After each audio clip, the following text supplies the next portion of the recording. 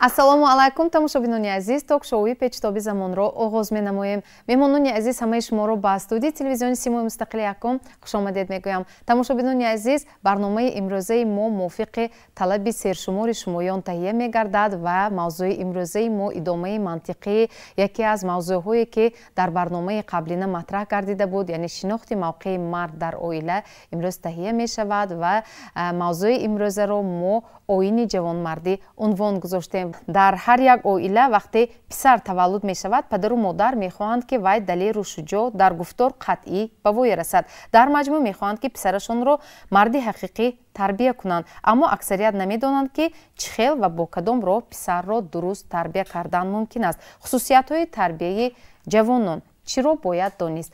Инак ман алҳол пешниҳод мекардам як наворро аз рӯзгори як нафар модарбузург бинем, баъдан шарҳи равоншиносон онҷо, сипас суҳбати студияро шурӯъ мекунем. марҳамат. фарзандро эрка тарбия кардан лозим нест. Ин дастурамал дар зиндагӣ барои Лутфинисо Назароваи 94 сола буд ки 6 фарзанд, 5 писар ва 1 духтарро ба воя расонид. Ин модар мегӯяд дар зиндагӣ бештар ба тарбияи писар хеле ҷиддӣ муносибат ва рафтор мекунад, то ин ки писаронаш ҳамчун марди ҳақиқӣ тарбия ёфта дар зиндагӣ ба ҳамаи пастиву баландӣ тоб оранд ва оилаи худро ҳамаҷиҳата таъмин карда тавонанд. Фақат тарбия ҳамин ки нахшав ададот пеш авхота нахӯр, ададот пеш гӯшта нагир, як дута гӯшта гирам майдачка инҷо мемонам ки ман нагир то шумо ош карӣ, унҷо даст накун. Дадон мегифтиги ту нагир, бувон мегифтиги ту нагир. Лутфинисо Назарова истиқоматкунандаи ҷамоати деҳоти унҷии ноҳияи Бобоҷон Ғафуров буда дар зиндагӣ новобаста аз пастиву баландӣ ҳамаи писаронашро ба роҳи рост ҳидоят намуда тарбияи хуб додааст. ранҷидан ё худ арози бача ба хонаи Назаровҳо роҳ дода намешавад. интихоби либосу хӯрокро низ ба фарзанд бовар намекунанд. Ман фақат арозкунӣ намемондам. Инҷо ба авхот хӯранд, ин нони пиёли ин ба тиқондам намемондам. ҳаме ароз як бор якташ ароз кард. Як табоқ ош кичири буд. ҳами хестам ҳам ту гифтам, ҳам ту барошта задам. Мана нӯшак гуфтам. ҳоли ту ароз мекунӣ ме? Бо риду ароз дидагим неман. Yo in khel sari khurok bu in vay bab dodi man bar nadodi in khel gavzanon nabud beda do kalon karamdi yak dur yo serios bi yak bor me ondan qasar khom meram pagres khese me burman korba unjuba man bir dado goyo kalon karam in hoya мағз тарбияи дуруст ва сахтгирии модар буд ки имрӯз ҳамаи писаронашро аҳли маҳалла ҳамчун одамони меҳнаткаш ва ҳалолкор мешиносанд. фарзандони Лутфинисо хола дар саҳро кор мекунанд. замин онҳоро ҳам мехӯронад ва ҳам мепӯшонад. ҳам машмара тирактирчи пешқадам гапошон гап корошон кор мукофот мегирам ҷо майлис ба рафта ҳаме апушти дадошам 14 сола тирактирчи будагӣ. усули тарбияи Лутфинисо Назарова имрӯз нисбати набераву абераҳояш низ кор фармуда мешавад. ин зан ҳоло соҳиби 5 фарзанд, 33 набера, 43 абера, 2 чабера, 8 набера домод ва 15 набера келин мебошад. қаҳрамони гузориши мо устувории оиларо аз писар панаҳ намудани камбудии келин медонад. ба фикри ин зани солори рӯзгор дида аксари пошкории оилаҳои ҷавон бо айби хушдомани оила мебошад, зеро аксарияти хушдоманҳои ҷавон айби келинро бечун нӯчаро ба гӯши фарзанд мерасонанд. ман мегӯям ки агар биё аддар биен ки табиаташ кушодагӣ бошад гӯя ягонта гапа, агар сал унтутар бошад нагӯ, худо ба бало мешад, худо ба ҳамон гап бутун балои азим мечаспад. сони хабра кашанагар димоғаш месӯзад ҳамаша аммӯҳоям аусуноям инҳо ҳамито алачанда авусун бияд меҳрибон тамаш акдом ҳисоби ман гапа рус карам гапи ганди рус мекунам гапи нағзиш мегӯм.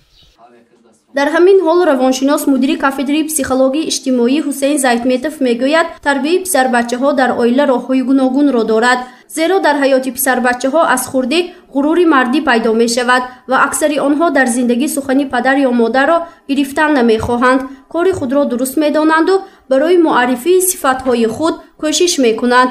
дар ин ҳолат бино ба ақидаи равоншиносон писарбача бояд аз синни 5 солагӣ аз тарбияи модар каме дур шуда бештар таваҷҷӯҳи падар нисбати тарбияи ӯ зиёд карда шавад. дар оила мард бояд бештар ақидаи шахсии худро дошта бошад ва на ҳамеша побанди фикри ҷинси муқобилаш шавад. писар бештар бо падар муносибат карда аз рӯи маслиҳати ӯ амал карданаш бар манфиати ҷавонмардон аст. Дарвом як рӯз ягон соат вақти худро барои тарбия ё умуман барои суҳбати эмоционалӣ бо фарзандон гузаронад. Якум роҳ аст. Дуюм роҳ ҳангоми тарбияи фарзанд бештар анамин ҳар як натиҷае ки кӯдак ба даст мебиёрад анамин бояд таъриф кард. Яъне ки таъриф кардан масалан мо медонем ки таъриф ҳам кӯдака масалан мегӯем ки дар кӯдак худбовариро ҳосил мекунад. Аз ҳад зиёд таърифҳое ки агар далел надошта бошад, таърифҳое ки масалан аз меъёр баланд бошад, ин ба кӯдак таъсири манфӣ мерасонад. Барои ҳар вақте ки ҳамон падар ё модаре ки фарзанди худро таъриф мекунад бояд аз рӯи меъёр, аз рӯи ҳамон натиҷае ки ба даст мебиёрад аз рӯи он таъриф намояд. Баъд боз як роҳе аст ки бисёр яке аз хатогии худи падарон аст, аз модарон ҳам ҳастанд, ин бисёр дида ба назар мерасад. Мо ҳангоми гузаранидани машваратҳои психологӣ бисёр во мехӯрем масъала вақте анамин бисёр падару модарон дар ҳамон даврҳои худошон дар давраҳои навразӣ ё ҷавониҳошон орзу мекардан ба як мақсадҳошон буданд, ҳамин орзуҳошон намерасанд ва мехоҳад ки мо фарзандонашон ҳамин орзуҳои онҳоро амалӣ созанд. Яъне ки калимаи амбитсия мегӯем, яъне ки он чизе ки онҳо мехостанд ҳамин амалӣ шавад. Барои ин роҳи мегӯем ки роҳи сеюм ҳангоми тарбияи фарзандон яъне ки ҳамавақт барои фарзандон имконият диҳед ки худошон барои ояндаи худошон қарор қабул кунанд. равоншиносон ба он ақиданд ки ҳар як падару модар хислати фарзанди худро ба хубӣ медонад. агар мувофиқи хислатҳои фарзанди худ бо ӯ муносибат кунад, пас дар тарбияи фарзанд мушкилӣ пеш намеояд. равоншиносон таъкид карданд ки агар писарбача аз хурди худро аз ҷиҳати моддӣ таъмин карда тавонад, хуб аст, зеро дар ӯ аз хурдӣ мустақилиятнокӣ пайдо мешавад, аммо ин ҳолат ҳам мувофиқи меъёр бояд бошад. акнун устод, инҷо мехостам аввал суҳбат бо шумо ибтидо гирад, чунки он пешниҳоде ки дар барномаи қаблинаи мо дар мавриди шинохти мавқеи мард дар оила садо дод, пеш аз ҳама аз ҷониби шумо буд ки ин мавзӯъ идома дода шавад ва баъдан андешаи шуморо дигарон низ дар хуб атрофиён дастгирӣ карданд ва ба мо низ пешниҳод доданд ки ҳатман ҳамин мавзӯъ бояд идома ёбад ва мо дарк кардем ки ин масъала хеле муҳим ва ташвишовар ҳам будааст ва имрӯз тасмим гирифтем ки дар мавриди оини ҷавонмардӣ тарбияи писарбачаҳо гап занем. акнун ба фикри шумо ҷавонписаронро чӣ хел тарбия кардан мумкин аст ва мо дарк кардем ки ана ҳамин ҷо падару модар як пешбо мехӯранд дар мавриди ҳамин тарбияи писарбачаҳо.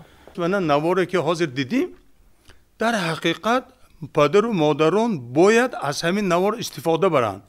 мо фарзандон намоя ҳамин соате ки тамоман аз фалон соат ё 4 соат ё 5 соат мактаб мехонад, баъд аз он дар ихтиёри хона ҳаст. анамин фарзанди соаташа ҷудо кардан дар кор. мумкин як соат як баи мавқеи озод монем ки буромада як рафиқош кади бозӣ кунанд. дигар вақташа ҳамаша сафарбар карда истода ҳамин корҳо ва машғул кунондан дар кор. ҳамин корҳое ки тақсимоти вақт ва самаранок истифода бурдани вақти фарзанду мо. агар фарзанду мо вобаста кунем ки фалон соат шумо манин дарси иловагӣ мегиред, шумо фалон соат ё дарси инглисӣ мегиред, ё шумо фалон соат ҳамин хонаи кораш ба ёрӣ метид. ин ҳар як хонанде ҳам кори бисёр дорад. шумо фақат ҳамин чизҳо ё мани компютер ё интернет анаку мо чо кардем, дигар мавқеи ҳамаша парофтему бепарво шудему фарзандони мо барои роҳи ҷавонмардиву тарбия кардан мо вай чо кардем, калид кардем ва я тофта сад додем. кадом фарзанди ҳозир навболиғ ҳамин ҷавонмарда бинед ё интернетанда ё 9 шаб 10 шаб рафта сари аппарат ба мешинанд. овай падару модар барои ваё кӯча сад додан навордо кайфият мебаранд. ваё ин фарзанде ки кӯча ҳаст вай ғам мебиёрад хонаш ба. падару модар якум насиҳати мекардагиш фарзандаш ба ҳамин бошад ки бачам аз шом ту берима набуро. ҳамин шом ки шуд ту бояд дар хона бошӣ. падар модар бузургон мегуфтанд ки касе ки дер меояд як гандагӣ зер карда медарад хонава мегуфтанд, яъне бадӣ меовардааст. аз ин мо фарзанда эҳтиёт кунем. якумин дараҷа барои тарбияи мо падару модар вобаста ки вай мешинад, падар аз кор мебиёянд, модар сари дастурхон ана фарзанд ки суҳбат мекунанд. дар вақти суҳбат мегӯянд ки бачам ту бояд мани ин корро кунӣ ҷасур мешӣ, ту мани ин корро кунӣ мобайни халба обрӯд баланд мешад, تو منی این کار رو کنی محله توی میگد که این پدرت به رحمت میگد تو منی این کار رو کنی اگر منفعتی خودت میشد ما پدر و مادر چقدر توانیم توی تربیه میکنیم میتیم لیکن از خودت هم وابستگی دارد تو تا اگر همین به عشق پیدا نکنی تو همون گرفته نمیتونی ما فقط توی دعا میکنیم که تو خداوند تعالی قلفی دلت کشادو قلفی گوشت کشادو همین راهی پدر گفتگی قپی آینده تو درخشان میشه. مخصوصیت تربیت پسر بچه ها رو شما در چی میبینید معلمه؟ چی رو باید دونست؟ فرزند عزیز آدابش از وای عزیز. در حقیقت خیلی که در نوار دیدیم من وای پیرزن درباره تربیت پسرها گفتن پسری هم تربیه کردن مشکل دختری هم تربیه کردن مشکل در اون جایی که زنی اولیه هست زنی فرمانبردار و پارسا کند مردی گدار و شاه باید زنی عائله بعد فرزند به دنیا آمدن وای همسرش کتی در تربیه فرزندش وی مخصوص دادنش در کرد خیلی که گفتن همین یک روز به یک مرتبه سری دسترخوان به اهل عائله جمع آمده پدر مادر بیبی باشد بیبی همین فرزندان جمع آمده یا سحر یا بگاهی نصف روزی جمع شده نمیتونیم همین جوش دیگینده ها داداش کار رفته اومدید می کارتون نغز میگد مادر پدر گفت که ها پسرم درصد به رفته اون دوستی می عذاب نک همین مهربانی های یاد دادن مادر کار فرزندا و امروز وقتمون است خیلی که میگه بچه های نمیپرسیم کجا رفتی چه راستی پولا کجا گرفتی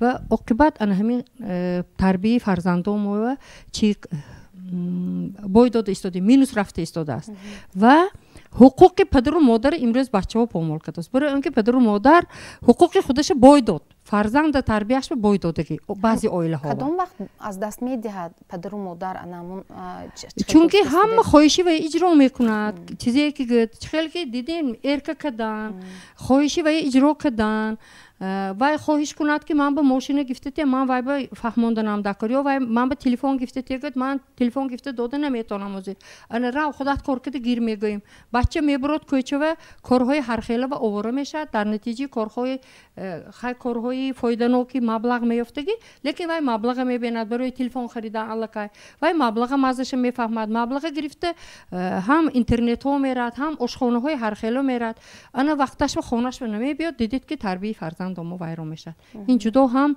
اهمیت دادن ما در کار تربیت فرزند به در عائله که سیاست هست فرهنگ عامل های فرهنگنده یک چند عامل هست یک کم عامل این سیاست است در دولتی که در عائله که سیاست هست در اونجا اقتصادیات رشد میکند در اونجایی که سیاست هست اقتصادیات هست اجتماعیات رشد میکند اجتماعیات که درست شد در همون عائله البته زندگی همش نقل میشد اجتماعیات که سود شد جنگ و جنجال سر میشد دروغگویی سر میشد فریبگری سر میشد عیب پسر روس کردن سر میشد بسیارتر مادر و عیب پسرای روس میکنن انا میخلق چیز که ما پسرای تربیتش به کمتر کاسته شده ایستاده است اما نکنون حاجی دامولو خصوصیت های فرق کننده تربیت پسر رو از دختر اگر باشد به ما شرح میدادید از نگاه دینی مبینی است تربیه پسر بچه از تربیه دختر بچه فرق دارد برای اونی که پسر بچه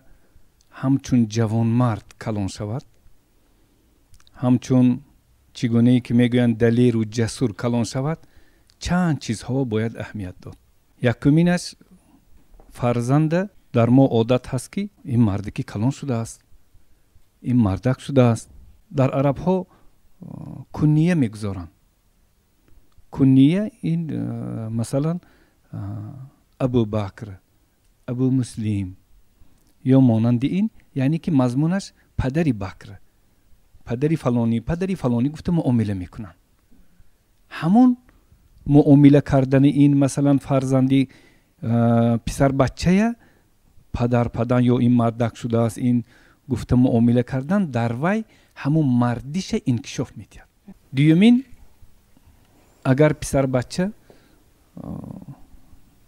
یگان کار به دست زند ای وی کارتو نکن نمیتونی گفته پیش راهی وی نگیرد ای وی واسه وی تو نمیتونی برداشته یا این کارو نکن تو نمیتونی یا وی کارو نکن تو نمیتونی وی کارو گفته پیش راهی همون جوان مرد واقعا پسر بچه نگیرد نگوید баръакс агар ягон кори ки бар вай хатар доштагӣ бошад вай дастзадагӣ бошад оҳиста ту калон шудӣ ин марде ки калон шудааст ин аллакай ман ин корҳои метонистагӣ шудааст ин калон шудааст гуфта баръакс қувват дид вай то ин ки бача рӯҳ афтода нашавад агар шумо хоҳед ки писарбача миҷозаш вайрон нашавад худаша нисбати дигарро дар ҷамъият заиф ҳис накунад баръакс барои шумо чӣ кор кунед бояд ки қувват диҳед сеюмин писарбачая пеши мардҳои бегонава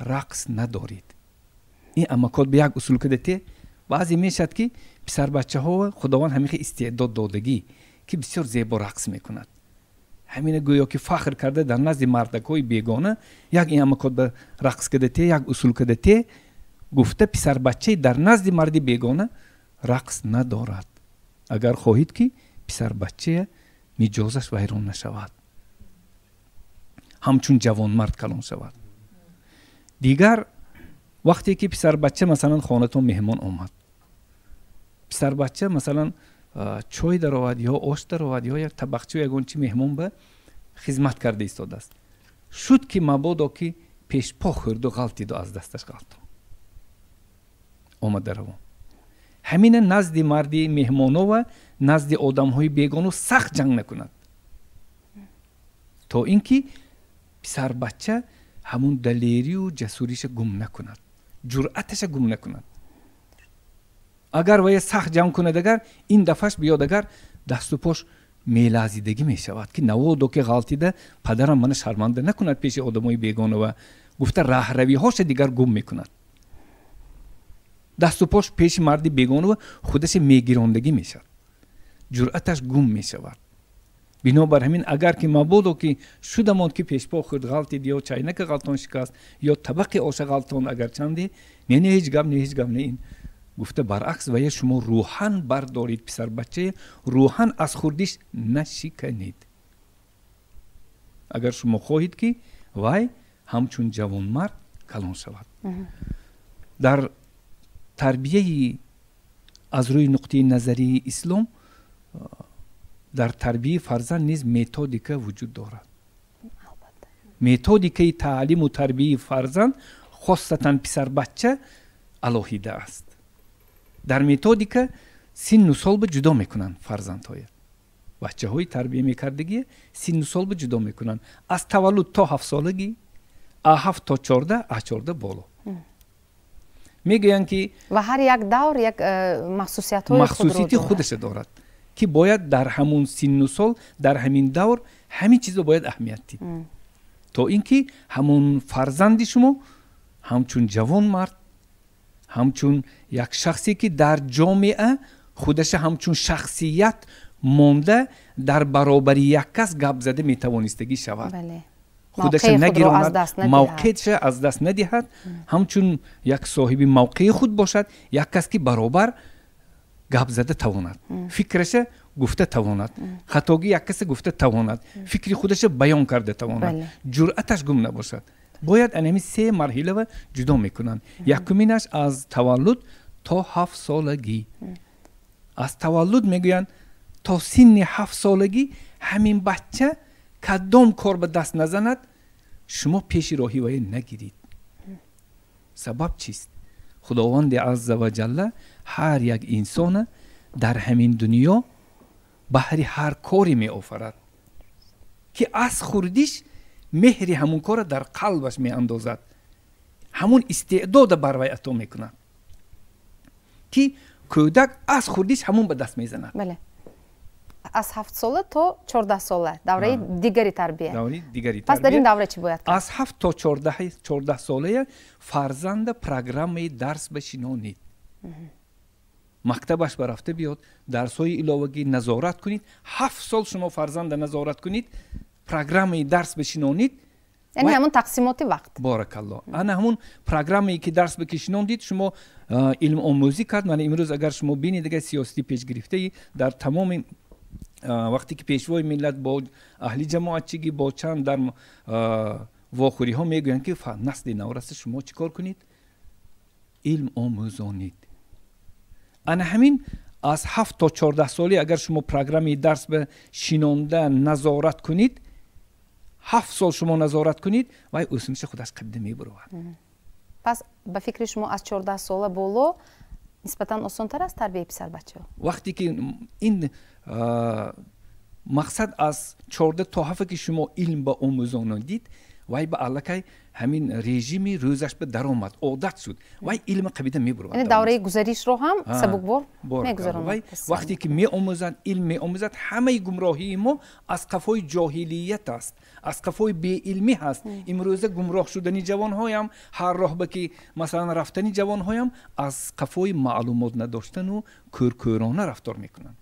وقتی که شما علم به می آموزانید علاقه سیاه از سفید فرق میکند، نیک از بد فرق میکند، راهی راست میفهمد، راهی کج علاقه وای می آموزد. البته درست. وقتی که اکنون از 14 بالا وقتی که فرزند پسرتون از 14 بالا که شد میگن شما هر کاری که میکنید همون فرزند پسرتون که مصلحت کنید. اگر چندی مصلحتی همون شما نمیگیرید یک بار مصلحت کنید.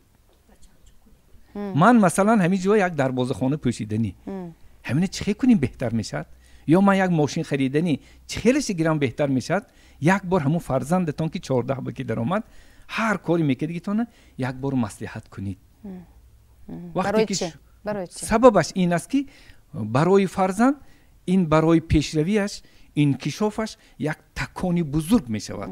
فرزند فکر می کند که پدرم با اینقدر بزرگی و تجربه حیات داشتن من قطعی مصلحت کرده ایستادیان منم کسی بودیم.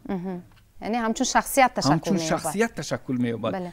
منم کسی بودیم که پدرم با من مصلحت کرده ایستادیان و علاقه اینترنت ندارد که در مثلا چخیل ماشین بهتر از روی مثلا خرجش از روی اینش اونش همه طرفش بهترینشه علاقه وای یک تکان می شود که برای پیشرویش و یک انکشاف یافتنی فکران بچه انکشاف یافتنش یا معلومات پیدا کردنش مساعدت میکنند. اینجا یک لحظه رکلام است. پس از تماشای آن باز با صحبت استودیو برمیگردیم. با ما بمانید. صحبت امروزه ما در استودیو در مورد آیین جوانمردی است و ما برنامه را ادامه میدیم. به فکر شما باز کدام خصلت‌های پسر بچه ها رو ما باید تشکل دهیم تا که واقعا هم وای خود را مرد حقیقی حس کند و در آینده همچون مرد حقیقی هم به وای رسد؟ در بسیار حالت‌ها با من زنگ میزنم میگن یک پسرم نزدیک شما برام یک صحبت کنید. مایلش بیارید. پدرش هست ها پدرش هست. پدرش کی بیارید. پدرش سرکار. مادرش میبیارن یا اینکه بیبیش میبیارن اوچهش همین نیوران ما همین اپیش دوستیم همین یک صحبت کنید همین گپی موی نگیفتوز من میگم شما بیبیشون شما مادرشون گپی پدرش باباش میگیرد منی نگیفتوز هباروجی شما خیال میکنید که گپی من نمیگیرد و گپی اویلش نگیفتوز من بودن آدمی بیگونه چه گپی من نگیرد شما روانشناس کو شما میگن من به یک ساعت درست کردید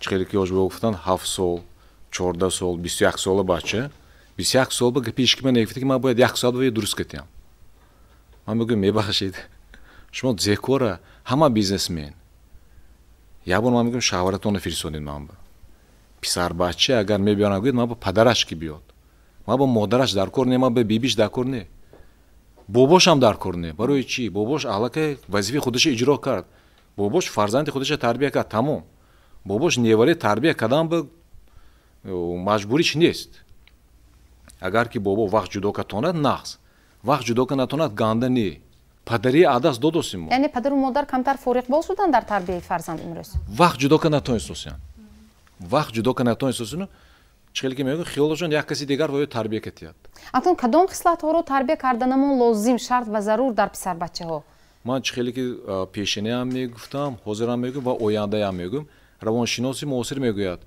فرزندان نگوید چیکار کردنه فرزندان نشون دید چیکار نکردنه یعنی که اگر شما خواهید که فرزند شما باید شام چخیلی که آجبه گفتن خانه باشد شما باید خانه باشید اگر که شما خواهید که فرزندتون برندمون اگر او تا کمک کلان کند یک خانه شکست ریختش بینید شما باید همون کنید چیکار یوجبه گفتم مصلحت کنید 100% ما همینا که روزی از خوردیش دوزده چورده هم даже پویدن در کار نه همین کاری که شد برونده نکار فرزند کار فرمایتون نیکی نظارت باید ما کنیم افتاد شیکانات چیکاری که میگن یک دونی لوی بدارو دک زونش خون سر میشه ممکن یک بینیش خون سر میشه چی نه وای پسر بچه یادم باهای فرزندم یک 14 15 بود پسری کلونیم مکتب اومد بینیش خون اومد رنگش سبسفید دادو من با همسیفون که گپم گریختو زنوزه کردیم خونم بروماتوز خونم اداشو چی میشد ولی آناتومی گذشتگی نی من شنوندم وای 14 باشد چند چون پنجم شدم سیفم در شنوندم درس آناتومی گذاشتم من گفتم که وقتی تو آبخود میخوری خوراک تمام میخوری آب مینوشی این خونمش جوش به میفرود تو نباید از این ترسی دستت میشکند درست میشد خاطر نشو کالات میکفاد درست میشه خاطر نشو من کلمه نبین اینجا یک تا شرام است کفیدگی من اینجا یک تا شرام است من آشنام که گپم گریخت من اینجا من 4 کاز زدگی بود من اینجا شرام است خاطر نشو پسر بچه همین می افتاد میخیزد خاطر نشو همش درست میشه اكون بيوم عن تو كما كان مش زني يود ميتام كيش تو بتو خودته محافظت كتوني چخیلی که ما پدرمو میگفتن پدرمو بابایمو میگفتن که یگان جنگ خدا دیگه سر نکن لیکن وقتی که جنگ سر شد تو باید همیخیل اتویت همیخیل جواب تکی حالا و دیگر تو که جنگ سر نکنن همین فرزند رو باید ما تربیت کنیم جنگ را باید نشود لیکن وقتی که جنگ سر شد باید جواب داده تاند وقتی که ما کار میفرماییم اون تو نظارت کنیم یک تا کار 10 بار گفتن در کار نه مردی که پدری در همون که شما یک تا کار یک بار میفرمایید میگوید که تو چوری بیگو تو باید همین کار کنی چوری بیگو میبیدو میپرسیدمونه اگر تو چوری بیگو مثلا در بیرون باشد به خانه ندروید چی رفته میپرسید اكو من به جواب دادم کار فرمودم چوه نکردی سبب چیست پدر جان این شد و شد این شد و شد یگان روحی جزودی هست یکم بار به میبخشن پدر یگان پدر یکم بار به شخته زدم حقش نیست یکم میبخشم میگم پسرم همون کار فرمودم تو باید کنی اگر که تو هم کار کنی درون تو مسئولیت نوکی انکشاف می‌یابد اگر که نکردی مسئولیت نوک نمیشه وقتی که تو مسئولیت نوک نشدی گپی تو نمیگذرد اونجا گپی تو نه همسرت نمیگذرد نه فرزندت نمیگذرد نه همسیفت نمیگذرد یا همسایه میگذرد خویی که گپی تو گذرد تو باید گپی پدر جاش بوارد توانی تو همون میکنی نظارت میکنید دفعه دویم وقتی که نکرد حالا شما باید جزا دید جزا لطکوب کردن نه پسرم من تو دویم بار فرمودم تو نکردی هر بیگونه آچور تا شیشه تو باید چخیلی که آجبه گفتم پیش بیریم پیش آشنات بروی یک هفته نمی بروی این تو جزا یک هفته نمی بروی همین کار میکنی یک هفته همین تکرار میکنی به فکر شما جوانانی امروز پسر بچه های امروز تحمل میکند یک هفته بیرون نبر آمدن را نمیکند برای چی سختگی پدر نگذشت است مادرش میگوید که خیر داداش سختگی پدر نیست سیاست نیست اناکنون اینجا تشکر من حس کرده استم که واقعا هم این موضوع بسیار موضوع کلان است مهم است و سری وقتی هست و از شرح شمایان هم معلوم است که اینجا بسیار پهلوهای مختلفی همین مسئله رو مطرح کرده ایستادید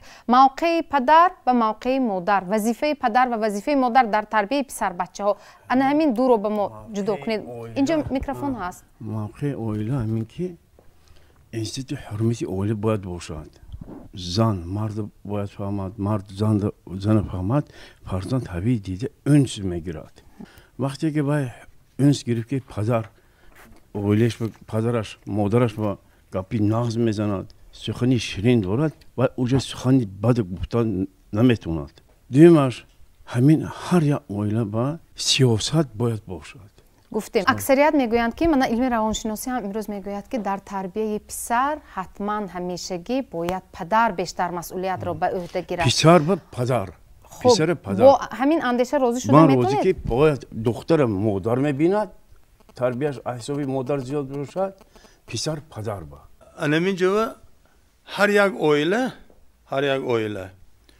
سردار دارد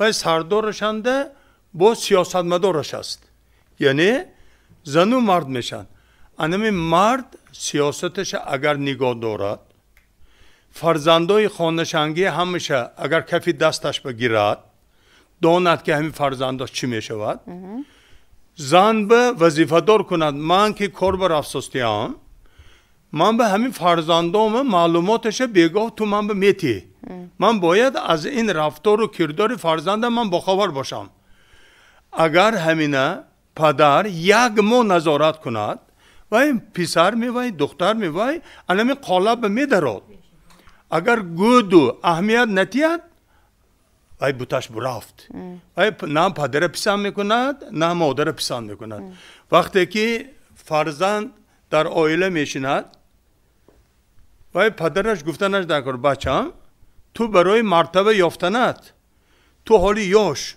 اهم سالی خفناکی تو اثر گذران سسته تا مکتب میانه تمام کردن فرزند در حالت خفناکی هست اگر پدر و مادر و نظارت به نگیرد وای بچهش همه راه میبرود وای تا حتی پسر بچه ها دختر بچه ها که نمیرد پسر بچه ها بسیار 12 ساله 13 14 ساله ها توپ شده شب میبرند و ها قلاب هم میشن یک چیز به دستم میرسانند و آبروی پدر و مادر میرسانند بنابر اگر پدر و نظارت بگیرد گوید که بچم تو همین کوچه و بیهوده برامدگیت بینم تو اما خفه میشی من توی همین ساحه و تربیت ساستگیم همین که تو یک معلومات گیرو توی آیندت برای ما یک خدمت شود ما آینده ما پیری باشد همین تو ما نگاه بین کن گفته ایستاده ما بودو ما برای تو دادیم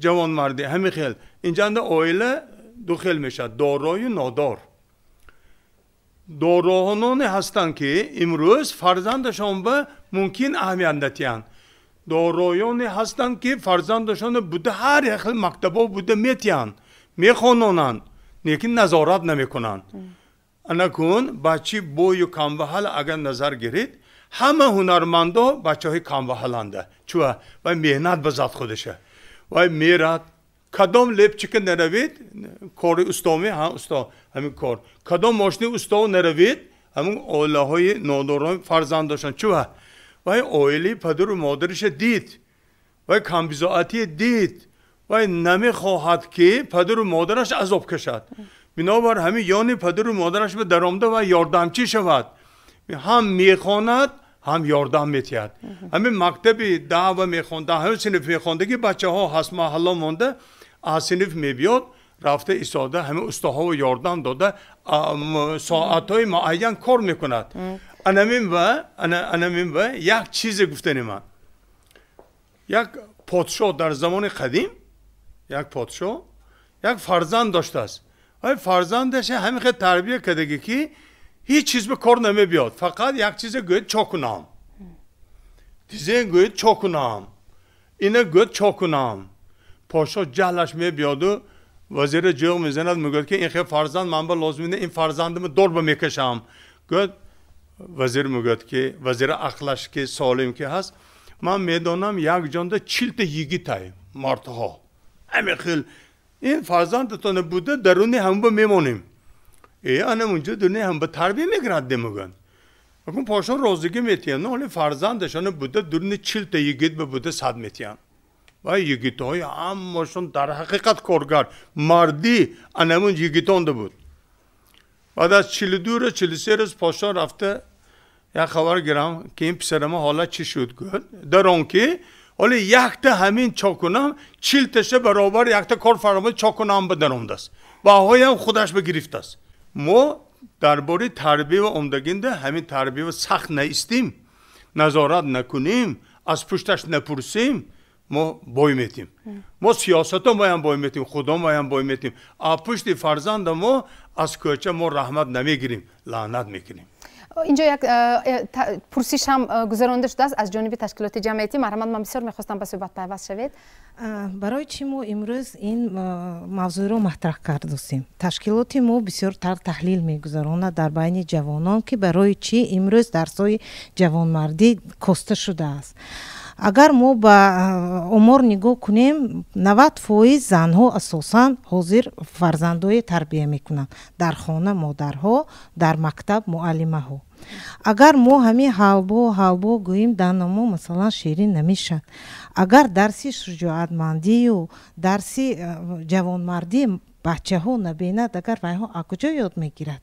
масалан ҳамина барои он ки ҳамин сабабҳои асосии дида онҳоро бартараф накунем мо ин масъалаҳоро баррасӣ карда метавонем аммо ҳаллу фасл карда наметавонем натиҷаро намебинем ва ташкилоти ҷамъиятии наслу мо бо ҷавонон кор мекунем ва як тадқиқот гузарондем ки пурсидем аз ҷавонҳо ҳам духтарҳо ҳам писарҳо гуфтем ки қувваи шахсият дар чист масалан ҳам писаро ҳам духтаро қариб 60% гуфтанд ки қувваи шахсият дар оила бисёр хуб ман бисёр аз ин хурсанд шудам ки ҷавонои мо ба оилаи худ такя мекунанд барои ман ин хурсандиовар буд дигар масъала мо дидем ки ба касбият духтарако гуфт 58% духтарако гуфтостиянд ки қувваи шахсият дар касбият лекин писарако 42% аллакай бинед ки касбията писарбачаҳо ба зинаи поинтар мондостиянд чаро ин аллакай барои мо дигар муаммоҳоро мебиёрад ки чаро аз ин ҷо мо мебинем ки масалан ҳозир барои ҷавоно барномаҳо бисёр ҳам духтарако истифода бурдостиянд ҳам писарако дар як ҷанбаҳо духтарако пеш ҳам рафтанд боз як саволи мо дар он буд ки қувваи шахсият дар чист писарбачаҳо гуфтанд ки дар шиносбозӣ яъне ки дар ягон вазифа барои гирифтани вазифа 33% бачаҳо писарбачаҳо мегӯянд ки шиносбозӣ дар кор вақте ки он ки духтарбачаҳо 11%.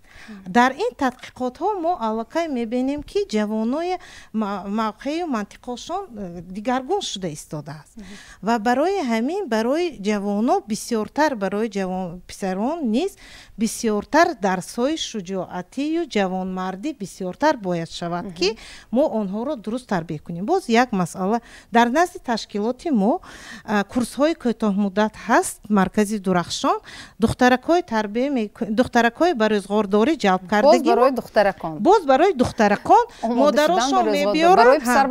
модарошон мебиёранд мана ҳамина тарбия кунед ҳамина вай кунед кадбону кунед мо хостем ки ташкилоти ҷамъияти писарако кади кор кунем ин ба оиладорӣ ба масъулиятшиносӣ писароро низ ҷалб карда тавонистем асосан масъулияти ду тараф дар оила бояд бошад лекин мо бо донишгоҳҳо бо ваҳо ҳамин пешниҳодҳо додиму ҳоли бо писарҳо кор кардан натавонистостем ки онҳоро ҷалб карда хоҳишмандон нестанд фикр мекунанд ки онҳо ба оиладорӣ тайёр мана инҷа ваҳо экспертҳо ҳам гуфтанд ки пештар писаро дигар хел буд масалан вақте ки оиладор мешуданд мехостанд кавша чапа мекарданд ё дигара ҳозир имрӯз рӯи рост ман ҳамин духтарака мегирам ё ки ҳамин хел барои ҳамин падару модарам ҳамин писарам ҳамина гуфтме ҳамина вай мавқеи оилавӣ тӯғри мебиёд мантиқан ино дуруст тӯғри мебиём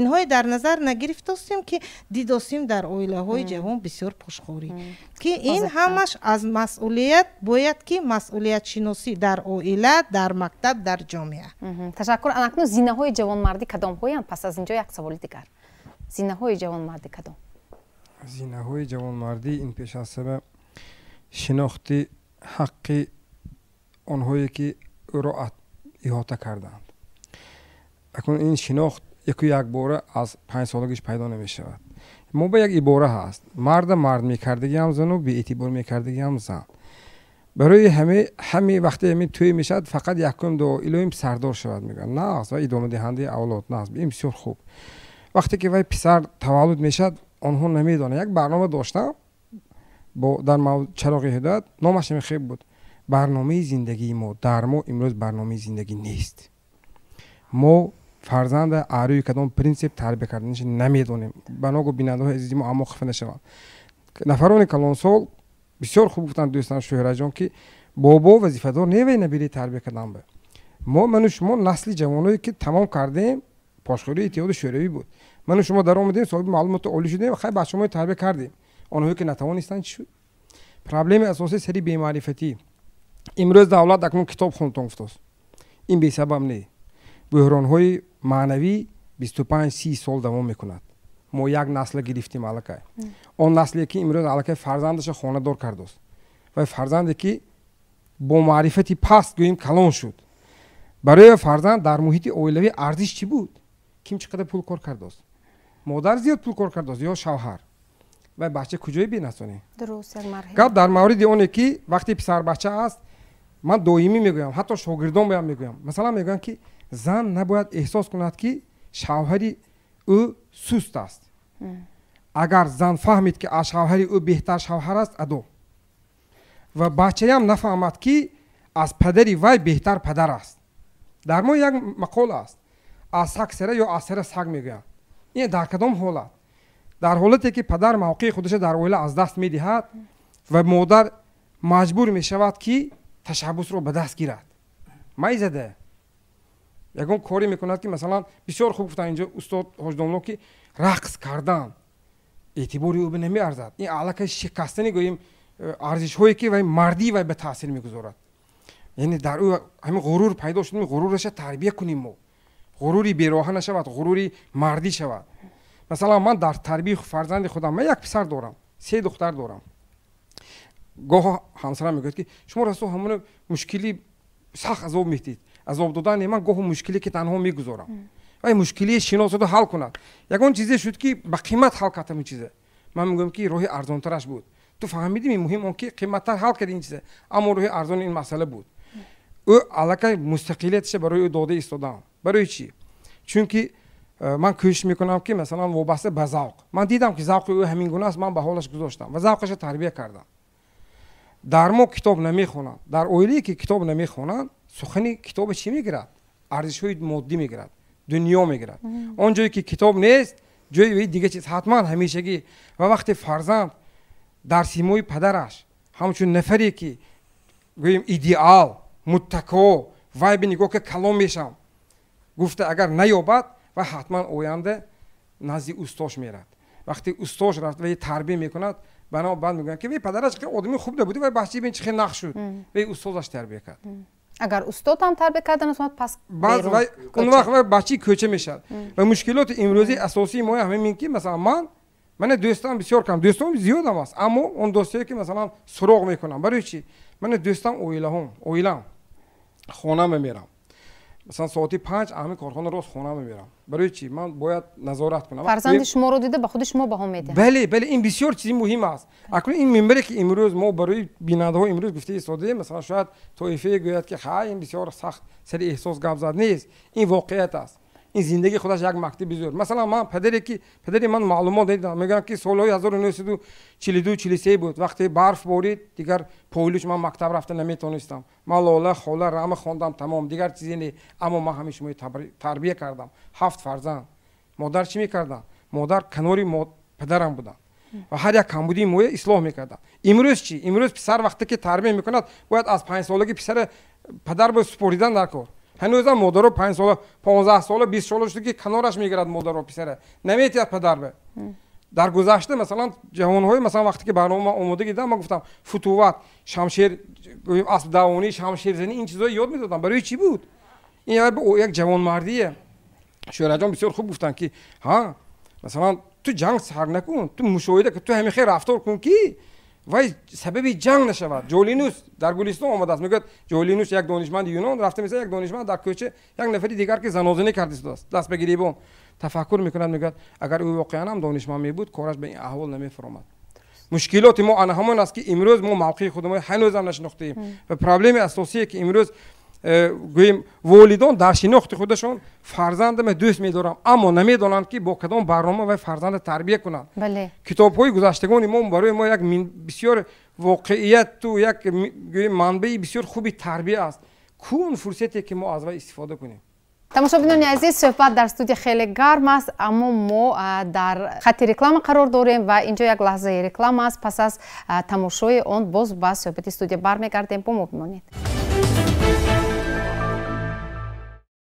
тамошобинони азиз, шумо токшоуи печтоби замонро тамошо карда истодаед ва мавзӯи суҳбати имрӯзаи мо дар студия дар мавриди оини ҷавонмардӣ аст ва мо барномаро идома медиҳем.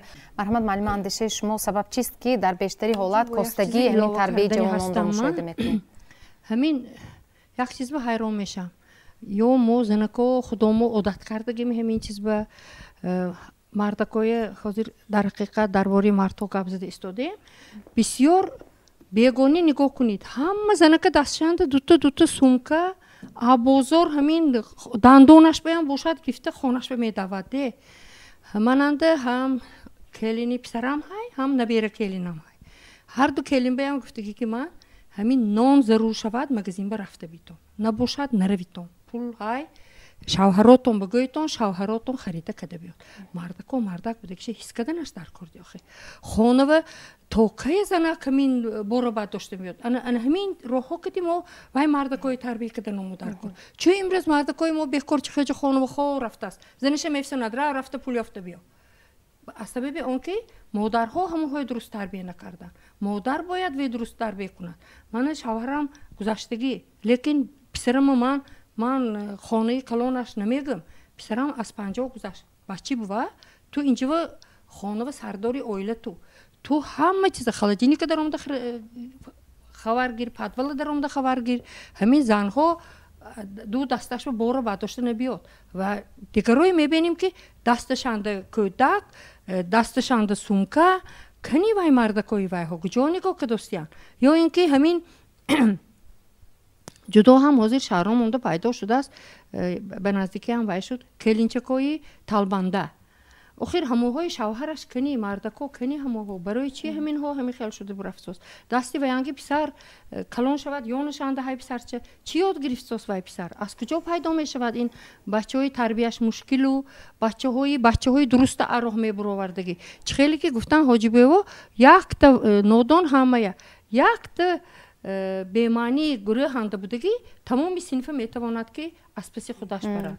Аз пеш мегӯем ҳамин душмана якташ зиёду дӯста сатташ кам гуфтам. Мактаби падару модарон буд ки падару модарои ман чӣ хеле ки Илҳомҷон гуфтан савод надоштан, ҳамо хола лолаи базӯр хондагиҳо 9 нафара тарбия кардан. Модарама ҳар маҳ як бор вайба ҷиғ мезадан. Номаш аз ёдам буромад. Мактаби волидайн бар ин буд. Ҳамон ҷо ҷиғ мезадан ва ё унҷо омада ҳамин гапҳои мо мегуфтанд. Аз 9 фарзанд мо 6 нафаромо маълумоти олӣ гирифтагӣ, худо шукр. Ҳаттошонам бемаълумот буданд, ҷоякошон ҷаннат шавад. Шабу рӯз дуо мекунам. Сета писар додарам ҳай, писарҳоям оилаш кати наз, набираҳо дорад, домодҳо дорад, писарош калон шудагӣ ҳамаша. Ҳамаш ба ҳамин ба фикри ман модар нақши боҳӣ мебосад. Ҳамун гапам ба меистама. Зани порсову доно кунад марди гадоро шоҳ. Ана ҳамин чиза донистанамо дар кор ки модара нақшаш бузург мебозад. Чӣ хеле ки гуфтан ҳоли дадод биёнгӯн ҳама 9 фарзанд қатор шуда шиштаномо аз ёдам намебирояд. фаҳмо инҷо мана муаллимон устодони донишгоҳ ҳам мактабҳои миёна иштирок мекунанд дар барнома. Он андешаҳое ки то ин дам шунидед розӣ шуда метавонед костагии тарбияи ҷавонон ба хусус писарбачаҳоро дар чӣ мебинед? Дар дарсҳо, дар мактаб, дар синф мушоҳида мекунед? гуфтааст ҳаёт ин амал аст. Амал ҳаёт аст. ҳар як амали мо метавонад дар таълими тарбияи фарзанд ҳисса гузорад. барои ин худ падару модар инсони хуб буданашон лозим аст ки фарзанди мо неку тарбия ёбад. ва агар дар падари ӯ ҷавонмардӣ дида шавад, албатта дар фарзанд ҳам ин ташаккул меёбад, тарбия меёбад. Шумо дар синф масалан фарзандони мардумро тарбия мекунед, мебинед ки кадоме аз ҳамон писарбачаҳо воқеан ҳам тарбия дидааст ва кадоме шояд аз тарбия камтар? албатта таҷрибаи мо аст ки дар муассиса мо бисёр бо он ҷавононе ки хонандагони рӯбарӯ мешавем ки тарбияи онҳо коста аст. вақте ки бо волидайни онҳо суҳбат мекунем, чӣ хеле ки гуфтам, алки дар волидайн костагӣ дида мешавад. зеро ки агар дар волидайн ин костагӣ бошад, дар фарзанд ҳамин тарбия меёбад. рости инҷо хеле суханҳои хуб шуд, андешаҳои хуб шуд, аммо як чизро бояд фаромӯш накунем. барои дуруст тарбият намудани ҷавонмард ё ки ҷавонписар саҳми оила бениҳоят муҳим аст. мегӯянд ки падар шудан осон, аммо падарӣ кардан бениҳоят душвор аст. барои падарӣ кардан бояд ки чӣ кор кард? мегӯд ки ҷавонмардо ҷавонмардӣ биомӯз, зи мардон шеваи мардӣ биомӯз. وقتی که ما میخواهیم فرزندمون همچون یک جوانمرد به وای رسد، ما پیش از همه پدر باید که خودمون چی باشیم، جوانمرد باشیم. وقتی که در جمهوری تاجیکستان، حکومت جمهوری تاجیکستان یک قانون قبول کردن با نام مسئولیت پدر و مادر، شاید بعضا نفران خرسند شدن، اما من شخصا این برای من یک ننگ بود. برای چی؟ آیا ما به آن مرتبه رسیدیم که حکومت مجبور شود که در بالای ما مسئولیت بار کند؟ پدر و مادر ما باید پدر و مادران مسئولیت حس کنیم. این نشان میدهد که ما چی بودیم؟ ما بی مسئولیت بودیم.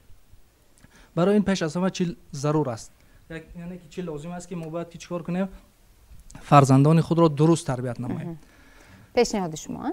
بله، پیشنهاد من که یعنی که فرزند باید که درست تربیت یابد. اقبال لاهوری یک سخن دارد، میگوید که علم و فن را ای جوانی شوخ و شنگ، مغز میباید نه ملبوس فرنگ. یعنی که برای دانشمند شدن جوانان میگوید لباس لازم نیست، مغز لازم است. متاسفانه امروز والدان وقتی که فرزند را به مؤسسه، به مکتب، به دانشگاه میفرستانند، برای سر و لباس او، برای خوراکه یعنی که غذای او به نهایت اهمیت مخصوص میدهند، اما برای معنویاتش، برای چه دانش میگیرد، یعنی که در کدام سطح دانشش قرار دارد، یگان کس یگان اهمیت نمیدهد. من چون در دانشگاه فعالیت میکنم، به کورس های 1 و کورس های 2 و کورس های 3 درس میگویم. بعضا گروه های میشود که من با آنها طول 3 سال درس میگویم، اما در طول 3 سال من حتی سوال میکنم، پرسش میگذارم، یگان والدین نیست که به دانشگاه آید و از شرایط دانشجویی فرزندش باخبر شود. این به مسئولیت بودن پدران را نشان میدهد که یا که عموما والدان را نشان میدهد که ما یک به مسئولیتی ظاهر میکنیم نسبت فرزندان خود. اما چیز دیگر است، از جهت روانشناسی، چگونه که روانشناسی محترم ما قید کردن، ما پدران برای فرزندانمان شرایط مهیا میسازیم که فرزندانمان یکم دروغگو باشند. چگونه؟ وقتی که طفل ما، فرزند ما، پسر ما جوان است، خرد است، کودک است، اگر یگان کار بد کند، ما آماده با آواز بلند داد زده میگیم که این کارو کی کرد؟ و از ترس، از جهت روانی که میترسد، میگه که من نکردم. وقتی که میگه که من نکردم، ما او را رها میکنیم. مراتب دوم، وقتی که یگان کاری بد میکند، وقتی که ما سوال میکنیم و الکی میداند، وقتی که جواب دهد که من نکردم، این الکی برای او چی است؟ یعنی که رهایی است. او باز هم میگوید که من نکردم. اما مراتب سوم، او به تهمت دست میزند، میگوید که برادر خردیم کرد، یا که خواهرم کرد، یا که یک نفر دیگر کرد. این الکی تاثیرگذاری والدان است. در یک چی خوانده بودم، میگه که نقش گذاشتن پدر در طفل چگونه است. میگه به مانند یک پوفک است، شریکه که در اون ما یک رسم خرگوش کشیم، اگر او را چقدر که دم کنیم، اگر یک نگی انمان نفس را زیاد کنیم، او به یک فیل تبدیل می‌یابد.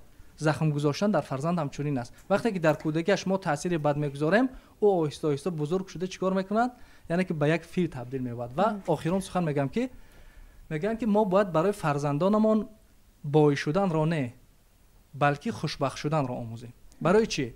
وقتی که میگوید اگر ما خوشبخت شدن را آموزانیم، آنها وقتی که به چیز سزاوار گشتند، نرخش را نه بلکه قدرش رو میدونن. شخصا خود شما آیین جوانمردی گفته چی رو میفهمید؟ از گفته های بالا بزرگان شنیدیم که آیین جوانمردی این البته آن خصلت هایی که در مرد تشکل می‌یابد و از مشاهده ها همچون یک، البته در اینجا بزرگان هستند، سخنگوی ما آنقدر ناجاست، ولی از نظر جوانی، یعنی از نظر آن که خودم مشاهده کردم، در بسیار جایها حتی تاکید هم شد در اینجا که در تربیت عموما فرزند، خواه دختر خواه پسر، والدان نقش بزرگ دارند و در عائله امروز که بسیار پدران آنقدر در خانه بسیار نمیشوند، مادران خیلی سهم زیاد دارند در تربیت. و به نظر می رسد متاسفانه که وقتی کودک خرد به بیرون می براید و چه که بازی میکند، این طبیعی است. در همانجا وقتی یگان ناخوشی شاید جنگ میکنند کودکان، مادران میبرایند و طرف کودک خود را میگیرند و از همینجا که کودک الکی عادت میکند، یک مرتبه جنگ میکند، مادرش طرفداری میکند، دو مرتبه الکی عادت میکند، میدوند که مادرش طرف او را میگیرد. و حتی در همان مکتب هم وقتی معلمان میگن که بهای دو میگذارند یا سرزنش میکنند، البته به مادرش میگوید و خواهش میکند که مادرش رود طرف او را گیرد. و این فکر میکنم خیلی خطاگی بزرگی مادران در عائله است. фаҳмо. Муаллим марҳамат, бисёр мехостам шумо фикри худро гӯед. Шумо новобаста аз ҷавонӣ имрӯз як сарварии мактаби бузургро ба уҳда гирифтаед ва ман медонам ки бо насли ҷавон имрӯз шумо кор мекунед ва мебинед ҷавононро ки воқеан ҳам онҳо дар онҳо оини ҷавонмардӣ дида мешавад ё нест. Тарбияи дирӯза, ҷавонони дирӯз, маслан шахсан худи шумоён ё бародарони калонии шумоён тарбияи бобо ё падарони худро гирифтанд ва ҷавонони имрӯз ки тарбияи падарашонро гирифта истоданд, ягон фарқият дар онҳо дида мешавад? албатта муаллимат дар ин ҷо як ихтилофе то имрӯз байни падару модарон ва мактаб муаммое ки вуҷуд дорад. мо аксаран омӯзгорро раванди таълиму тарбияро бар дӯши падару модар мегузориму падару модар аксаран бар дӯши мактаб мегузоранд. биёед ман бештар ҳамчун як маъмурият бобати ҳамин масъала суҳбат кунем. хеле ки устод равоншинос таъкид карда гузаштам, дар ҳамин ҷо вақте ки мо маъмурият маҷлиси падару модарро даъват мекунем, мо бештар таклиф мекунем ки ҳамин бевосита падарҳо иштирок кунанд. лекин аз сабабе ки устодам хеле ки гуфта гузаштан, имрӯз мо дар иқтисодиёти ҷаҳонӣ зиндагӣ дориму падарҳо бештар дар суроғи гӯем ки касбу кору молу пул ҳастанд, бисёртар модарҳо иштирок мекунанд. бинобар ҳамин як таклифи ман ҳамин аст ки дар раванди таълиму тадрис умуман як пешниҳоди манам дар ҳамин аст ки имрӯз дар системаи маориф умуман дар раванди дарсҳои аудиторӣ мардҳо агар сафҳошон зиёд шавад, ҳамин тарбияи гуфтан мумкин ки оини ҷавонмардӣ ҳам дурусттар ба роҳ монда мешавад. инҷа як дигар муаммо пайдо мешавад ки шояд мардҳо барои ин як маоши ночиз дар мактабҳо имрӯз ба кор намеоянд. ба ҳамин идда то як иддаи имрӯз тарбияи гӯем ки ҳамин ҷавонмардӣ коста шуда истодааст. бинобар ҳамин ман ба вақте ки устод дар ин ҷо ҳозир сухан кардан, лаҳзаи ҳамун донишҷӯии худро дар аудитория имрӯз хеле ки фарқият кун гуфтед ба хотир овардам. дар донишгоҳ аксаран ҳамун устодоне ки ҷинсашон мард вақте ки дарс метиҳанд, мо аз онҳо бештар ибрат мегирифтем. масалан санъати чӣ гуна онҳо суханронӣ мекарданд, чӣ гуна онҳо либос мепӯштанд, чӣ гуна онҳо маърифату маданияти баланд доштанд. имрӯз як костагӣ ҳамин дар мактабҳои миёна алами муаммо аст ки ма имрӯз танқид намекунем ки бештари модарҳо имрӯз дарс метиҳанд, лекин сиёсат дар зинаи поёнии таҳсилот бениҳоят зарур аст. ман мушоҳида кардам вақте ки ҳамун омӯзгороне ки ҷинсашон мард, масалан дар фанни омодагии ибтидои ҳарбӣ мегирем, мард дарс метиҳанд, дар ҳамун дарсе ки масалан занҳо дигар фанҳо дарс метиҳанд, аллакай хонандагон дигар хел мешинанд, дигар хел рафтор мекунанд, чунки ҳайбати онҳо, сиёсати онҳо дар даруни дарс ин аллакай дигар аст. бинобар ҳамин феноменизатсия мегӯянд устод дар ин ҷо ҳозир равоншинос студиянд, камтар вай гирем хусусияти дар мардҳо дар ҷавонҳо имрӯз ваи тақлиди занӣ пайдо шудагӣ, яъне ба зан тақлид кардан, мисол хандаҳои ҳар гуна аз ҳамун ҷиҳате ки бештар анамин гӯем ки чӣ мегӯянд аз нуқтаи назари равонӣ ҳамун сиёсату ҳайбати занҳое ки дар раванди дарси хел мушоҳида кард, ин ба маънои паст дадани вай не, мо дуруст дарк кунем ки вақте ки мардҳо дарс метиҳанд, аллакай таъсири чӣ хеле ки ҳозир устод гуфтанд ку ҳама муаммое ки мегӯянд имрӯз бегон ман ба падарат мегӯям, аллакай тамоми мафкурии хонанда дигар мешавад. бинобар ҳамин ман бисёртар бо як пешниҳоди ман ҳамин аст ки имрӯз дар марказҳои маҳфили иловагӣ, мисол маҳфилҳои гулпарварӣ ҳаст, маҳфилҳое ҳастанд ки масалан рӯзгордорӣ ҳаст барои духтарҳо. хуб мешуд ки ҳамин маҳфилҳое ки устод гуфтанд аспсаворӣ, тирандозӣ, имрӯз як мо гӯем ин чизҳое ки мо гӯем ақиб ба баргаштосем, не, балки барои тарбияи дуруст. имрӯз чаро ин як мавзӯи дигар нест, саркашӣ мекунанд ҷавонон аз хизмати мусаллаҳи ҷумҳурӣ. имрӯз дар мактабҳо дарси тайёрии ибтидои ҳарбӣ амал мекунад, ба пуррагӣ дарс мегӯянд муаллимон, омӯзгорон, мардҳо? дар асоси барномаи таълимие ки аз ҷониби вазорати маориф ва илми ҷумҳурии Тоҷикистон имрӯз муқаррар шудааст, дар як ҳафта барои хонандагони синфи 10-у 11 як соат ҳамагӣ фанни омодагии ибтидои ҳарбӣ баро омода шудааст ки ин кам аст. лекин дар бораи ҳамин ҳарбӣ гуфтан нақша дар бораи ҷавонмардӣ буд, ино камакак як соат гуфта бирафтан, садҳо соат дар оила падар модар ина фарзанд гуфтанаш дар кор.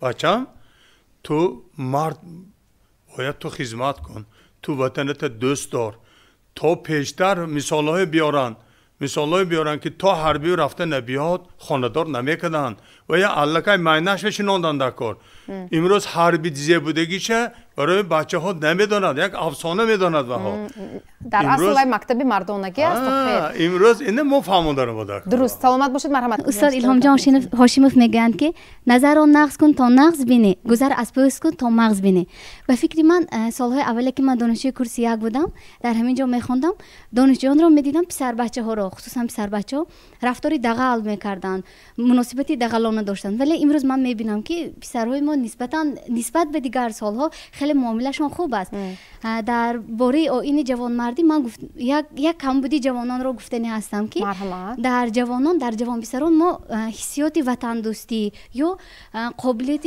مثلا خود را حمایت کردن رو نداریم مثلا اعتبار جوانانی که به ورزش مشغول هستن چقدر زنها رو دیگرها رو احترام میکنن یعنی قابلیت احترام دارن بنابراین من میخوام که پسرها رو ما مثلا در اینجا معلم گفتن که برای دختران هر خیلی محفل ها است برای پسران نیست چرا نیست مثلا یعنی معلمه گفته ایستادن که یعنی دخترها جوانمردتر شده ایستادن نسبت به پسرها اگر اعتبار دید حسی وطن دوستی نسبت به پسرها در دخترها بسیار است زیاد است از سبب آنکه دخترها در زمان حاضر بسیارتر به ورزش میل و رغبت دارند بسیار میخوان به ورزش روند تمرین نمایند از این جهت من یک چیز را تاکید می نمایم که پسرها باید به ورزش مشغول شوند ورزش روحاً آنها را همچون جوانمرد تربیت میکند اکنون این اندیشه یک نفر دخترک و بالاخره به شمایان جوانان همین دخترها بها میدهند اگر من جوان می بودم من اینجا آرام نمی نشستم شما چی گفتنی دارید در جواب مرحمت شما یا اینکه شما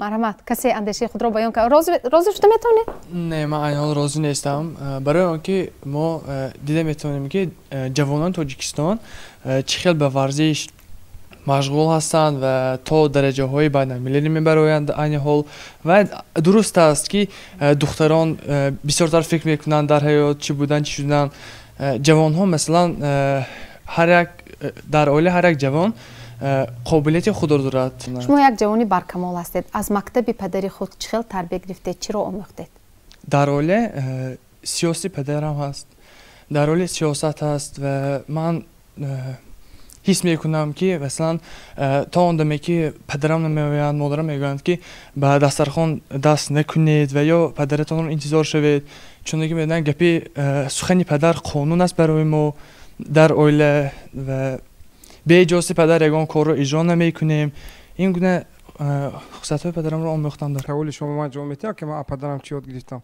پدرم دویم تلقین میکنه که همه حلال خور برای اینکه حلال خوردن حاصل همون نتیجه کار است چون که اگر ما خوب باشیم پس این مهنتی پدر و مادران ما بود که مثلا حلال خوردن و ما تربیت کردن دیگر من از پیش از همه مادران عزیز خواهش میکنم که همیشگی اگر شما با شوهرتون جنجالتون باشد در علیحدگی نزد فرزندان در علیحدگی محاکمه کنید چون که این به روحی فرزندان مخصوصا به پسر بچه سخت تاثیر میکند گذشته از این مثلا در پسر بچه احساسی بدبینی به پدرش نباید پیدا شود برعکس او چون در آغاز گفتم که پدرش را همچون ایدئال شناخته کلان شود گذشته از این پدرهای عزیز پیش از همه نمونه بودنشان در کار من چند حالت های میگویم مثلا استادای بزرگایی که مثلا هم صحبت میشم در فعالیت هر روزم میگن که من پدرم کتی فلان بزرگای دیدم میرفتم همراهشان گرفته میبردم این برای من مکتب بود ما مثلا مورد رو چگونه باید شناسیم این بسیار نکته مهم است هر یک کاری ما باید با شعورانه باشد چه خیلی که من شما ژورنالیست چه خیلی پیش از گپ زدن فکر میکنیم تصور کنید هر یک پی موید گویم 70 ترازو میموند که سخن چه خیلی گویم یک وزن دارد بنابر همین والدان مخصوصا پدران پیش از همه در گفتار و رفتارشون نمونه باشن اون وقت به آنها باور میکنن تشکر سلامت باشید مرحمت من نیز تکلیف میکردم که آموزگاران در روند تعلیم بیشتر به جهت تربیوی درس اهمیت بیشتر داده باشند بیشتر پند روز استفاده نمایند بیشتر کوشش نمایند که جوانان را در روحیه جوانمردی وطن دوستی حفظ مرز و بوم حفظ روحیه انسان دوستی تربیت نمایند و پیشنهاد هم می نمودم که اویده همین موضوع باید جلب جامعه با مکتب بیشتر کرده شود امروز ما حس می نماییم که آن آموزگارانی که نسبت خوانندگان خود سرزنش میکنند یا اینکه به راه درست تربیت روانه میسازند از طرف والدین دستگیری نمییابد آنها با همین یک وی خودشون кӯшиш менамоянд ки ҳамон омӯзгоре ки фарзанди ӯро ба роҳи дуруст тарбия карда истодааст то ба гуҷаҳо кашокаш намоянд то ки ман гуфтам мумкин аст ки дастгирӣ намеёбад. ман бисёр мехостам ки ҷалби ҷомеа ба мактаб, ҳамкории волидайн ба мактаб бештар карда шавад то ки мо ҷавононро дар рӯҳии ҷавонмардӣ тарбия карда тавонем. Ташаккур. Устод Анакнун, инҷо ман аз шумо пурсидани будам, мо кадом роҳу усули тарбияро пеш гирем, мо яъне волидайн кадом роҳу усули тарбияро пеш гирем ки он на сахт бошад, на мулоим, яъне меёнаи тиллоиро чӣ хел муайян кунем то ки воқеан ҳам ба кӯдак ҳам зарба нашавад ё ин ки аз ҳад зиёд вай эрка ҳам нагардад. Саломат бошед. Ҷудо саволи вазнин додед. ҳозир мо чанд тарафҳоша, чанд ҷабҳаҳоша дида баромадем. ҳоҷибои ҳамун мақоли гуфтаишона давомаш ҳаст. вақте ки ҳамун вазир ба подшоҳ писараш эркагӣ каду, вазир гуфт ки ҳамун писаратона бояд мобайни 40 ҷавонмард монед ки вай ҷавонмардиша ҳис кунад. подшоҳ гуфтанд ки қабул. гирифтану писарашона мобайни ҳамун 40 ҷавонмард бурда монданд. як 3-4 маҳ гузашт, раванд ки ҳамун 40 ҷавонмард ҳамаш ҳамин подшоҳ бача боин эркача шудаги духтача боин. сони вазира ҷиҳазро чӯва ин хеш шуд? барои чӣ? гуфтаги тамам кадам чӯва ислоҳ нашуд? вазир гуфтанд ки шумо писаратона ким будамон? ман худам будамонам. баҳо дид ки писари подшоҳ омад. ба ҳамаш писари подшоҳ гуфта бале бале бале бӯлис буди ҷонӣ буди кард. тит писаратона ман буда мемонам нагӯед ки вай писари подшоҳ. як ҷо буда мемонам ягон кас нафаҳмад. фаҳманд чӣ гӯ гардани ман бамонед. як ҷо буда мондану гуфтанд ки мани писарбача шумо бояд тарбия кунед дигар лашкар ба. вай рафт гуфт ман писари подшоҳ. гуфтанд ки вай писари подшоҳ не вазир. вай писари подшоҳ не вай девона гӯш накунитон вая. тарбия кунитон. ин бояд ҷавонмард шуд. вай писари подшоҳ мегӯяд, каттагирӣ мекунад, ҳаматона мекушам мегӯяд, мехарам мегӯяд, гӯш накунад, вай девона. тарбия кунитон. 3 маҳ гузашт, рафтанд ки вай ҷавонмарди бутун дигар. аллакай ҷавонмарди ҳаст. хулоса монда кибр ҳаст. кибр амо ҷудоям баланд. чаҳил ки мани муаллим гуфтанд, директори мактаб, вақте ки мо волидайна ҷиғ мезанем маҷлис ба, фақат модарон мерам. падарон мегӯянд ки ман ба зарур не рав я ба фаҳмчи зе кор кардост. ман кадом рӯ ки мерам ё ки ман вақтам нестааст. вақте ки писар 20 сола мешавад, сони давида мебиён калеқи буда. муаллимҷон, устодҷон, ин ҳисоб шуд, ман чо кунам? ман мегӯям куҷонда будед 20 сол? ман серкор будам. мо кибрамо баланд. бачи буда мемонем мегӯем ки ту дон ки ту писари фалонӣ, айсад набурод. анҷомша фасон мекунем, чӣ хел ки гуфтанд, хӯрокҳои нағза метим, ту дон ки ту доро, айсад набурод.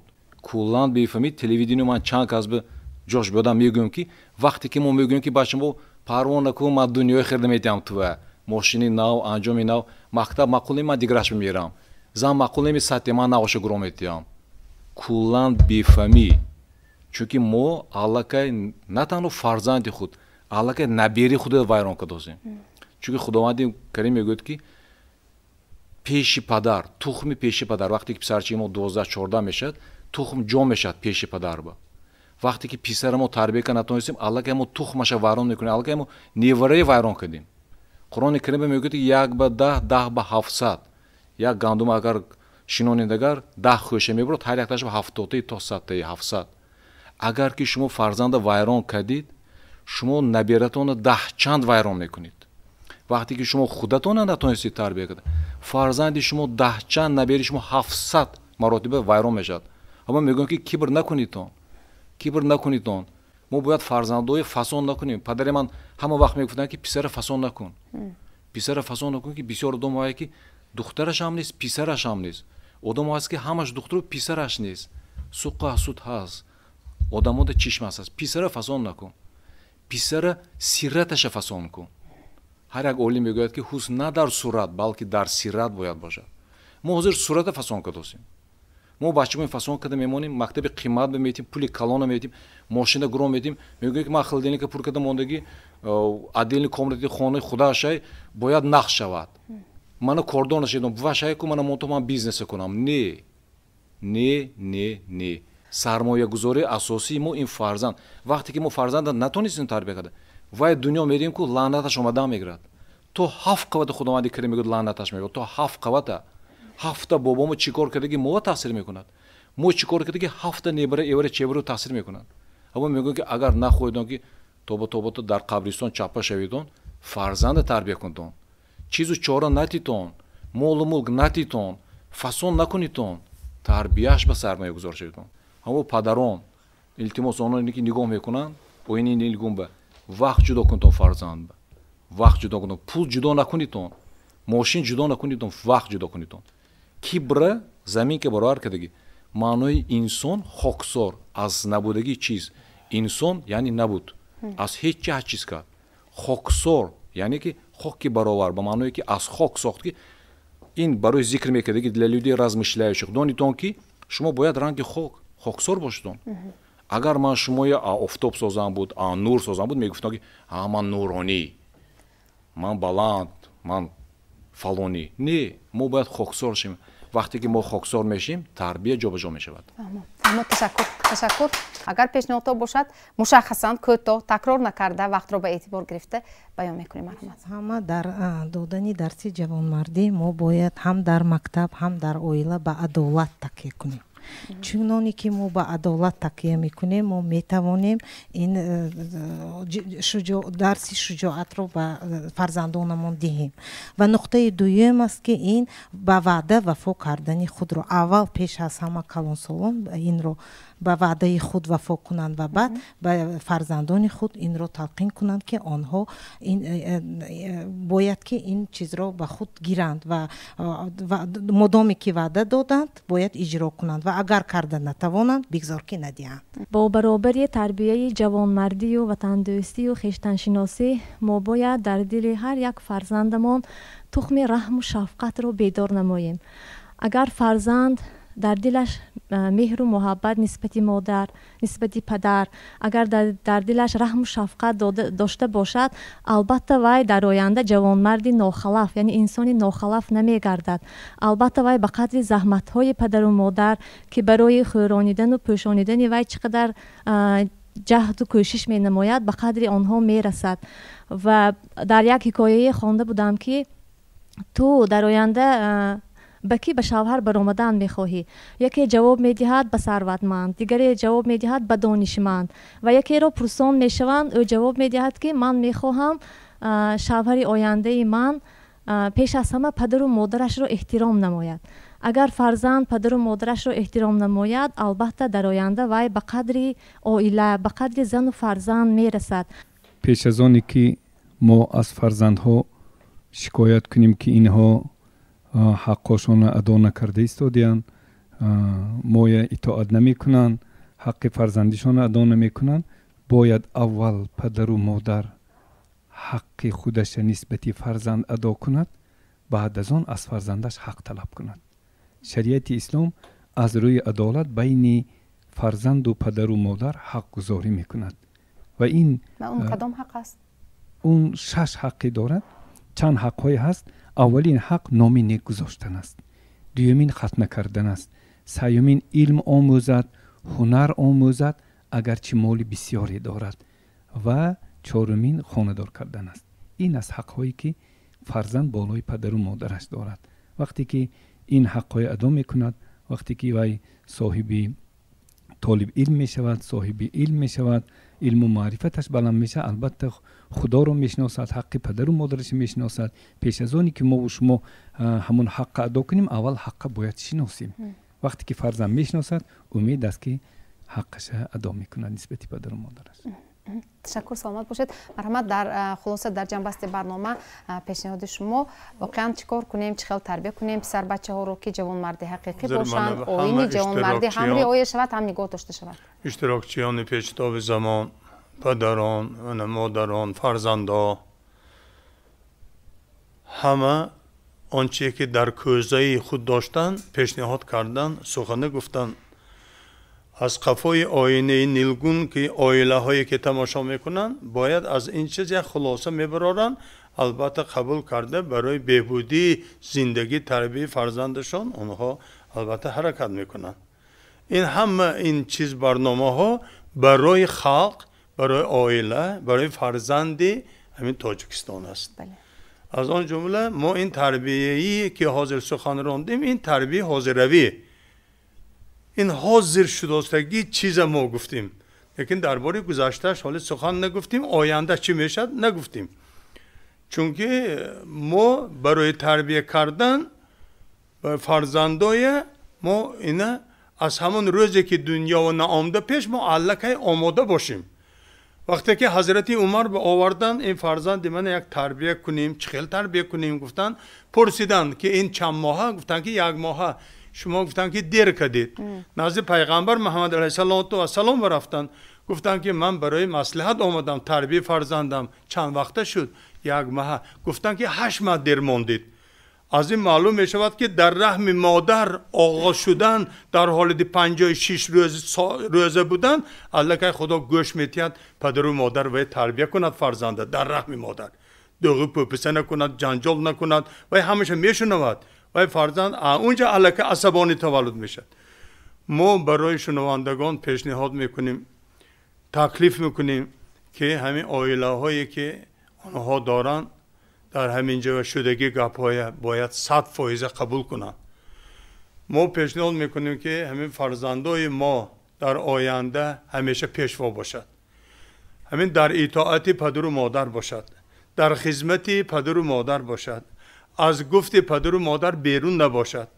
امروز دیر نشده است، حالی هم دیر نشده است. ما پدران ما یک سری دسترخوان 6 فرزندا کده، ما باید همین کم 5 دقیقه اگر وقت یافته پدر همین فرزندا که داشته یک صحبت کرده، یک دلی فرزندم فهمیدنش در کار که فرزند چی میخواهد و گوش کردن در کار و به جواب قناعت بخش دادن در کار که فرزند قانع شود و خرسند شود و همون به عمل کند. اما پدران و مادرانی که امروز ما میشنون و میبینن، البته همین جا برآمد کردگی ها غمخواری برای فرزندان ما و شما بود. ما فرزند ما در همین تعلیم و تربیه که حاضر گفته ایستادیم ما همین به وایه ورسانیم. چقدر توانیم تعلیم تیم، چقدر توانیم علم تیم، چقدر توانیم پدر و مادر صحبت کرده ایستاده من اینش توری من اینش ناتوری فهمانیم. همین راهی راست باید فرزند ما داند. فرزند ما انمی خیل حالت به تربیه یافساس حاضر که همین جنگی ها شاهد، البته همه های هم تصدیق میکنن. بچه های 3 ساله 4 ساله ها ما دستش به تلفن میتیم فقط تلفن بازی میکنند، پدر و مادر خرسند دیگه کارش نیست و اوارو کده موند اونجا تمام صاف اوای فرزند اوای کدو تربیه کردن نکن یا اکچه بچه میبرود برامده خانش به حقارت یاد گفته میدارد، حقارت یاد گفته بود دادای و چپاق میزنن این بچه‌م حقارت یاد گفته است گفته دیساستید می این از کجا ما تربیه کنیم؟ این بدون ساحه تربیه بدون پس ببر افسوس. ما اگر به حقارت کده بیاد با یه بار دیگر حقارت کنی بچه‌م این زبانت من میبرم گوی دیگر این گوی گنده بود است کو این گشت دیگه زبانت به نگیر کد نمیگیرد وای بچه. انا کو امروز ما همین صاحب من دیگه مراتبه درباره من موقع مردی در عائله من مردی جوان مردی بر افسوس این آینده بمیشد خدا اگر خواهد، چون که ما مردم هر یک عائله گوشش به رساندن ما در کار، ما هر یک تاشون فهمیدنشان در کار که فرزند چخیل تربیه کردن در کار. فقط راهی راست به وطن دوستی و پدر و مادر حرمتش جاش به آوردن، پدر و مادر به تیکل نکردن، پدر و مادر گوزنه گپش به گپ نگراندن، حاضر جواب نشدن، فقط سری خم کردی تعظیم کردی پدر و مادر حرمتش کردن به بار اول یک تکلیف میکنیم. تشکر سلامت باشید. برای بعضی پدر و مادران تربیه دختر خیلی دشوار است. طایفه دیگر تربیه پسر را مشکل می حسابند. تربیه خواه تربیه دختر باشد خواه پسر پیش از همه این از پدر و مادر مسئولیت را طلب می کند. راههای تربیه فرزند برای همه هر گونه است. هر کس به خودش و شرایطش موافق کرده فرزندش را تربیه می کند. یگان پدر و مادر نمی خواهد که فرزندش بی‌راهه و بی تربیه باشد. تنها یک کلمه انصاف که معنی ابسترکتی است برای هم دختر و هم پسر باشد عالم گلستان می شود. بیهوده نگفتند فرزند نقص боғи падар. Инҷо расидем ва фарҷоми барнома ва ман боварӣ дорам ки он нафаре ки моро тамошо кард ҳатман барои худ хулосаҳои лозимаро мегирад, зеро ҳамаи онҳое ки имрӯз дар барнома иштирок мекунанд вақти худро дареғ надоштанд, дар ин маҳфил иштирок карданд, андешаи худро баён карданд ва мо аз шумо сипос мегӯем. То барномаи дигар дар амони худо бошед. хайр. Ташаккур.